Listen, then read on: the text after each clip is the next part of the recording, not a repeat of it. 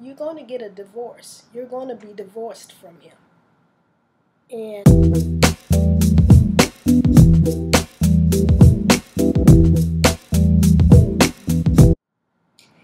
so this testimony is about the way the Holy Spirit comforted me during a very difficult time and something that was my fault, but he still comforted me through this thing. Um, I don't remember what year it was, but I got divorced in 2006. And so that had to go on maybe a little bit before then. Or maybe it happened that same year. But my husband told me that my ex-husband, he told me he was going to get a divorce.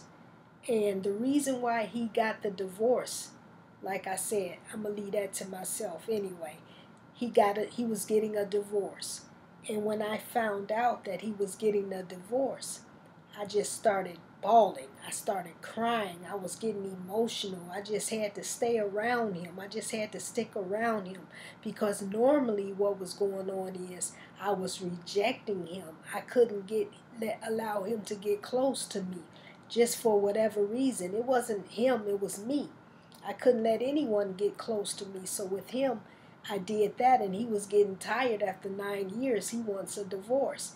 And when he brought the papers for me to sign, I think I just started, I was at his house, I just started crying and I didn't know what to do. My mind was going crazy.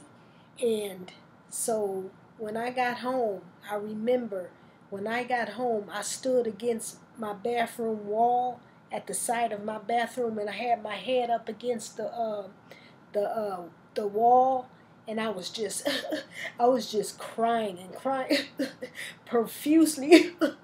Just stuff was just pouring down, pouring down, pouring down, and it was like I felt something tap my tap my shoulders, right?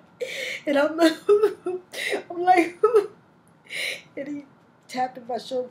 I was like, what? The Holy Spirit said, what do you want to do? And when he said that, it's like I snapped out of that daze, and I thought about it, and I said, I don't know. Because I really didn't know what I wanted to do. I didn't know whether I wanted to stay married to him or get divorced from him.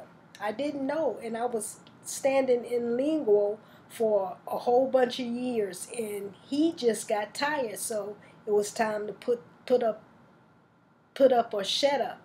And when the Holy Spirit said, what do you want to do? He snapped me out of that crying daze. And then he started going through, look, I didn't divorce you. I'm not going to leave you nor forsake you. Whatever it is, what do you want to do? And I couldn't answer that. And then he said, so then what are you crying for? And then I started laughing. I started laughing real hard, like, I don't know. I don't know. Do I have something to cry for?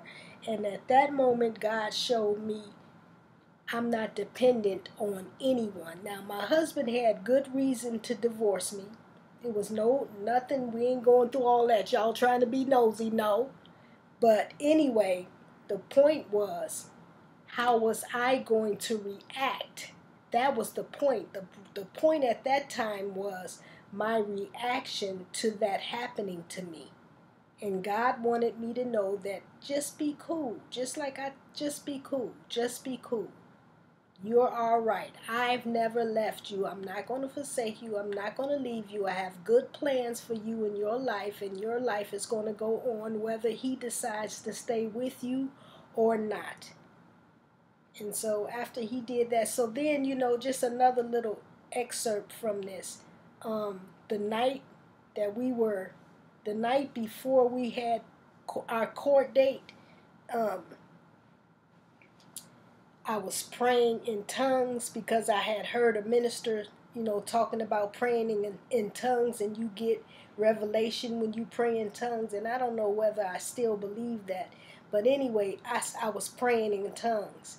And the thought came to me, He said, tomorrow you're going to get a divorce. You're going to be divorced from him.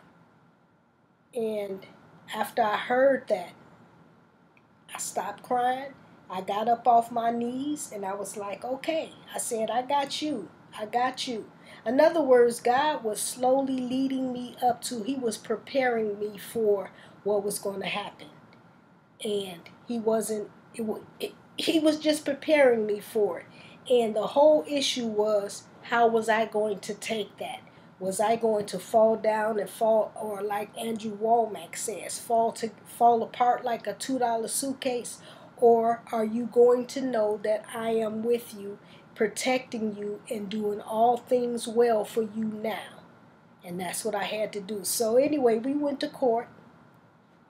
And, cause see, I had signed the papers. I had signed them after a while. I got tired of him, bringing them around. Are you going to sign this? Are you going to sign this? So I signed it, and I didn't want anything from him. I didn't want any, alimony. I didn't want any of his benefits from his job, because in the way that I figured it was this. We had only been married for a year. We had been legally married for maybe 12 years, but we only lived together as man and wife for 1 year. And I didn't think that that was fair to put him in that position to where he would have to pay me some money for the rest of my life just because he decided to marry me. And the marriage really it never worked out. So I freed him of that. I forgave him of that, and I freed him of that. Another good thing God thanked me for. But anyway, we're at the courthouse, and the woman judge is looking at me, and she's like, are you sure you're going to be okay? By then, I had already signed the papers, and I was like, yeah, I'm gonna be okay, And before we went into the courtroom, I tried to talk him into not getting the divorce. I tried to talk him into giving us one more try, just one more chance. Just try this one more time. And he wouldn't. He wouldn't. And God told me, remember what God told me that night? The divorce is going to go through. So after we got out, we were divorced. Hammett went down. And he took me out to eat. And we ate and we talked about whatever. I could tell he still felt a little hesitant about what he had done. And me, because God was letting me know what was going to be going on, I didn't act crazy. I didn't do anything. I just calmly took everything. And right now, to this day, I know that God has whoever he has for me. My companionship is already set. Whether it's him, whether it's someone else, it doesn't matter. It's already set. And I'm looking for all good to happen for me, because God already set those plans up for me. And I am waiting on those, and that's going to come through. So that was just my testimony. Okay, talk to you.